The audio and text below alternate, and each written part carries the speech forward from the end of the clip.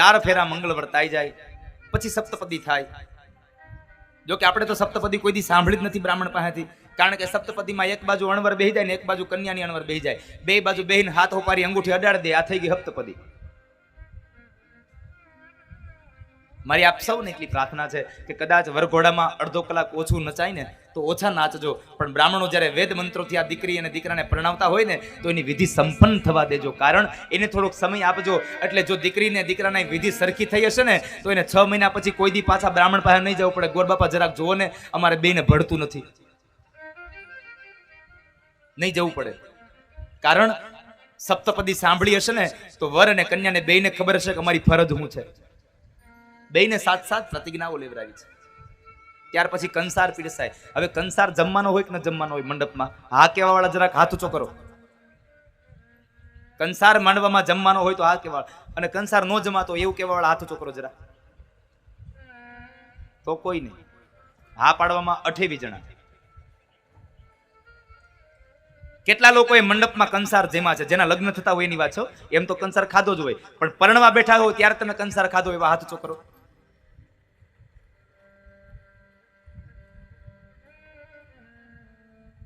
હવે તમને કહું આ વાત, આ કુરિવાજ આપણો કેટલો છે, આપણે અંધશ્રદ્ધામાં કેટલા ડૂબી ગયા.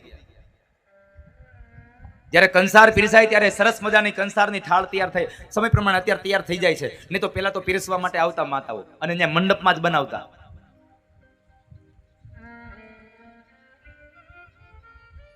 અને એ સમયે ગોરબાપા બે વરકન્યાને ચમચી ભરી અને કંસાર જમાડવાનું કહે, અને કંસાર જમાડવા વખતે એકબીજાના હોઠ સુધી લઈ જાય એટલે ગોરબાપા કઈ જરા ચખાડો, એટલે ગોરબાપા ચખાડવાનું કે મંડપમાંથી બેનો કે ખવાય નહીં, ખાતા નહીં. ખાવાનું નથી તો ત્રાહડો ભરીને બનાવ્યો હું કામ? અરે બનાવ્યા કરતા તમે ગીત હું કામ ગાવ છો? તો પછી જમો જમો રે કંસાર, કંસાર કેવો મીઠો લાગે, એ ઊંઘવાથી ખબર પડે કેટલો મીઠો છે. કેટલી અંધશ્રદ્ધાઓ આપણી અંદર, કેટલા કુરિવાજો. આજથી જેટલી બહેનોના જેટલા મૂર્તિઓના લગ્ન બાકી છે ને, હવે જ્યારે પણ તમારા લગ્ન થાય ને ત્યારે કોઈ ના પાડે ને તો ભલે પાડે, હું કહું છું તમારા મંડપમાં તમે કંસાર જમજો, કારણ ત્યાં પ્રતિજ્ઞા લીધી છે.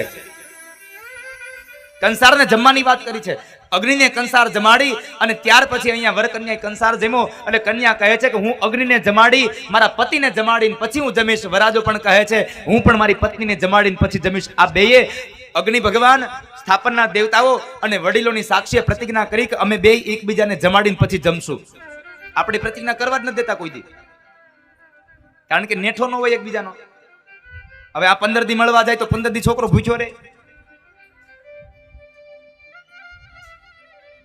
કંસાર જમવા દેજો, અને જો જમવા જ ન દેવો હોય તો ગીત ગાવાના બંધ કરી દેજો. જમો જમો રે કંસાર કેવો મીઠો લાગે. પછી દીકરી વિદાય થવા જાય. પેલાનો સમય હતો કે જ્યારે દીકરીને લાજ કાઢીને મંડપમાં બેસવું પડતું.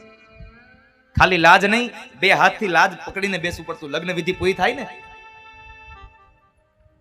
ત્યાં સુધી લાજને પકડીને બેસતા.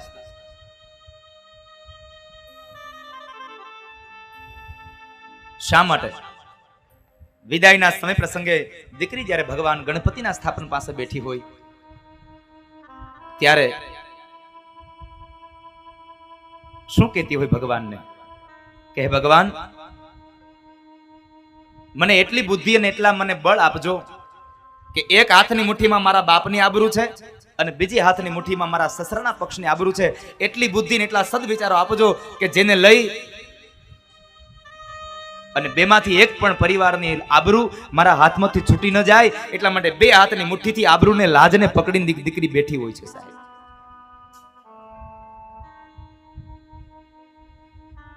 દીકરી વિદાયનો પ્રસંગ આવે ને ત્યાર પેલા જાન પક્ષના 5 વડીલ માતાઓ દીકરીને બાજુના ઘરે લઈ જતા અને ત્યાં માથું ગૂંથવા લઈ જતા. અને માથું ગૂંથામણની વિધિ કહેતા. હજી પણ આ વિધિ છે જ માથું ગૂંથામણની, પણ હવે બાજુમાં જ બરાબર થઈ જાય. માથું ગૂંથી લે. માથું ગૂંથવાની આ વિધિ શું કામ? એને ત્યાં જઈને શું કરો તમે બેનો? માથામાં તેલ નાખી દો, બસ, બીજું કઈ ન કરીએ. પછી તમારા રિવાજ મુજબ એની ખોળાની અંદર તમે મગ ને શ્રીફળ ને જે કઈ નાખવાનું હોય તે. પણ માથામાં તેલ નાખવાની બહુ મહત્વની વાત છે. આ વિધિને તમે માથું ગૂંથામણ કહો છો. માથું ગૂંથામણ એટલે આનો અર્થ એક એવો થાય કે દીકરીનું માથું ઓળવવું. તો અત્યાર સુધી માંડવામાં માથું ઓળ્યા વગરની બેઠી હતી. આપણી આ સંસ્કારની રિવાજ છે, આ સંસ્કાર છે, અને આની અંદરથી કેટલા સંસ્કારો મળે છે એની વાત છે. દીકરીને જ્યારે માથું ગૂંથવા લઈ જાય ને ત્યારે નજર કરજો, કોઈ દી યુવાન દીકરીઓ નહીં ગઈ હોય માથું ગૂંથામણમાં, વડીલ માતાઓ ગયા હશે. 5 વડીલ બહેનો જાય, સાસરા પક્ષની, જાન પક્ષની, અને જ્યાં બાજુના ઘરે લઈ જાય અને 5 શિખામણની વાતો આપે કે દીકરી તારા સાસરાના પક્ષમાં આવા રિવાજો છે, તારા સાસરાના પક્ષના સ્વભાવો આવા છે, એટલે તું આવી રીતના રહેજે, તારે આવી રીતનું જીવન જીવવું, આવી 5 શિખામણની વાતો આપે અને પછી એને તેલ નાખી દે. અને ત્યાંથી કહેવત પડી છે, અમે એને પાથીએ પાથીએ તેલ નાખ્યું છે. આ કહેવત ત્યાંથી પડી છે.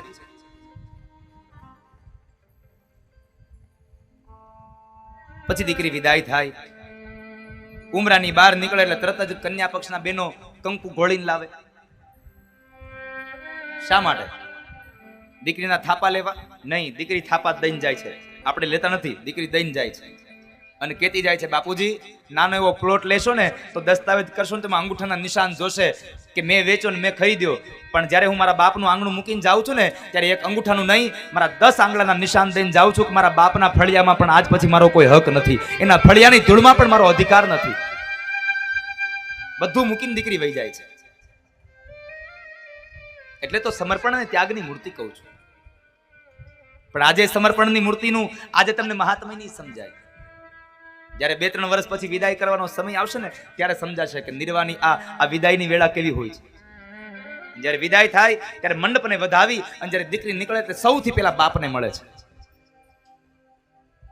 બાપને બથ ભરીને રડતી દીકરી, દીકરીનો બાપ પણ એની દીકરીને માથામાં હાથ મૂકીને ખૂબ રડતો હોય સાહેબ. આંખમાંથી ચોધાર અશ્રુની ધારા વહેતી હોય. તમે કદાચ નહીં સાંભળ્યું હોય ત્યારે ભાવુક બન્યા હશો. દીકરી વિદાય થાય ને ત્યારે બાપના કાનમાં કહેતી જાય, બાપુજી હવે તમે મારી ઘરે આવજો, તમે મારી ઘરે આવજો. હવે વિચાર કરો, બાપનું આંગણું મૂક્યું નથી, સસરાના પક્ષનું હજી પાણી પીધું નથી, ત્યાર પેલા દીકરીએ બાપના કાનમાં શબ્દ નાખી દીધો કે હવે મારું ઘર બીજું છે. આ નહીં, આ સમર્પણની મૂર્તિ છે, આ ત્યાગની મૂર્તિ છે. જ્યારે દીકરી વિદાય થતી હોય ત્યારે ગામડાના અભણ બહેનો જાન પક્ષના ગીતો ગાતા હોય. શું કહેતા હોય? પરણ્યા એટલા પ્યારા લાડી, ચાલો આપણે ઘેર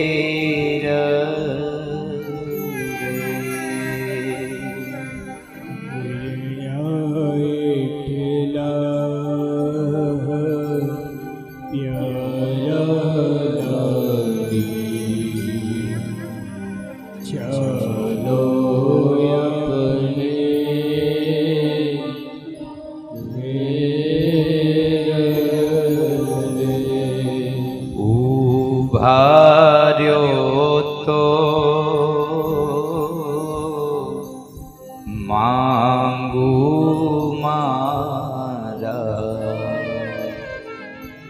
દાદા પાસે શીખ રે. ઉભાર્યો તો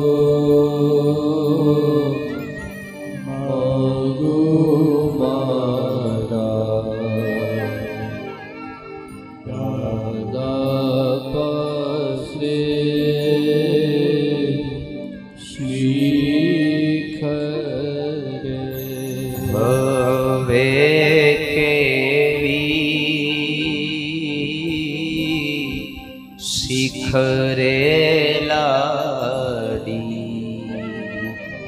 હવે કેવા બોલ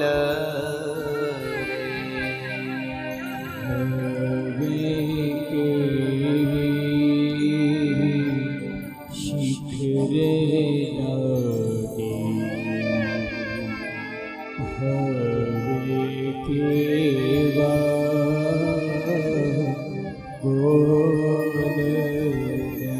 જેને દીકરીની વિદાય આપી છે ને, જે દીકરીના બાપે દીકરીનું દાન આપ્યું છે, એને પૂછજો કે દીકરી વિદાયનો પ્રસંગ શું હોય છે.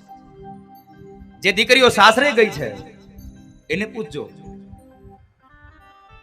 સૌથી વધારે દુઃખ દીકરીના બાપને હોય છે સાહેબ.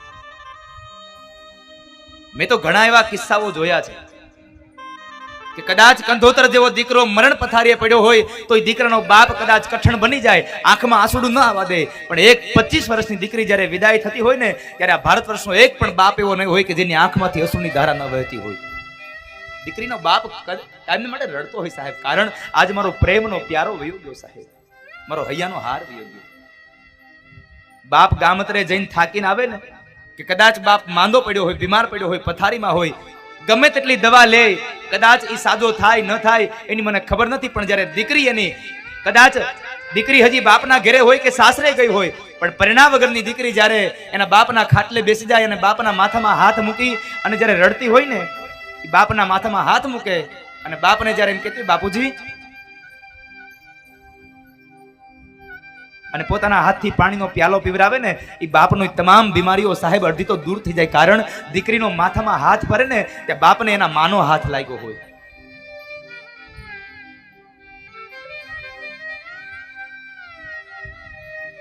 બાપના ખભા ઉપર મસ્તક રાખીને દીકરી બેસે ને ત્યાં બાપ અડધો હળવો થઈ જાય સાહેબ, ગમે તેટલો થાકીને આવ્યો હોય.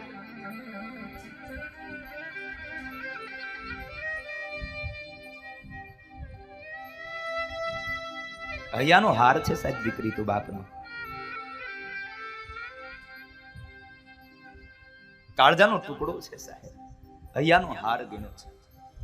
કંધોતર જેવો દીકરો કદાચ મરણ પથારીએ પડે, બાપ કઠણ થઈ શકે, પણ દીકરીના વિદાયના સમયે કોઈ દિવસ બાપ કઠણ ન બને, કારણ કે દીકરીનો વિદાયનો પ્રસંગ ખૂબ ગહન છે. સૌથી વધારે દુઃખ એ દીકરીના બાપને હોય છે.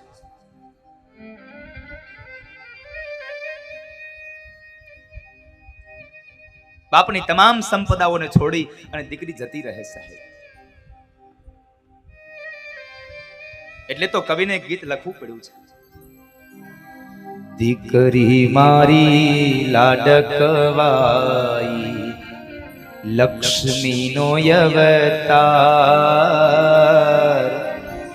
એ સુવે તો રાત પડે ને જાગે તો સવાર,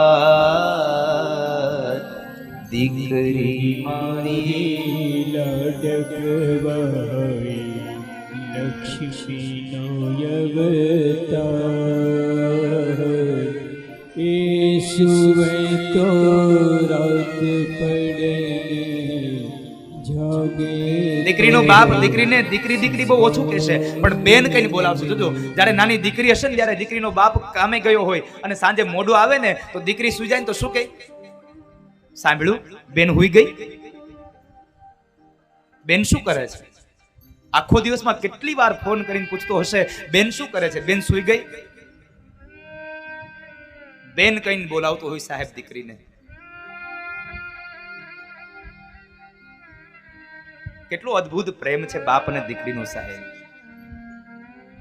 ઢીંગલા સાથે રમતી ઢીંગલી જેવું મારું બાળ, રમતા થાકે ભૂખ લાગે તો ખીર રાંધું તૈયાર, દીકરી તારા રૂપમાં લાગે માડી નોયણ સાર, દીકરી મારી લાડકવાઈ લક્ષ્મીનો અવતાર, એ સુવે તો રાત પડે જાગે તો સવાર. દીકરો નાનો હોય અને જેટલી ધ્યાન એની માં રાખે ને, એટલી જ જ્યારે દીકરી મોટી થઈ જાય, બાપ વૃદ્ધ બનતો જાય ને, ત્યારે દીકરી ધ્યાન રાખતી હોય, બાપુજી તમે દવા લીધી? એક એક જગ્યાએ બાપનું ધ્યાન રાખતી હોય તો ભારત વર્ષની દીકરી છે સાહેબ. અને સૌથી મોટો દાની આ ભારત વર્ષનો બાપ છે, જે પોતાની દીકરીને દાન આપે છે. દીકરીનો દાન કરે છે ને એની મારી વ્યાસપીઠ તો સાહેબ લાખ લાખ વંદન કરે છે, લાખ લાખ અભિનંદન આપે છે બાપને, જેને પોતાની દીકરીને દાન કર્યા છે, 25 વર્ષની દીકરીના દાન કર્યા છે. આજ મારે દીકરી વિદાયનો પ્રસંગ ચાલે છે. મારા સૌને એક વાત કહેવી છે, સ્ત્રી ભ્રૂણ હત્યાની. આ દુનિયાનો માણસનું માણસ તો જુઓ સાહેબ.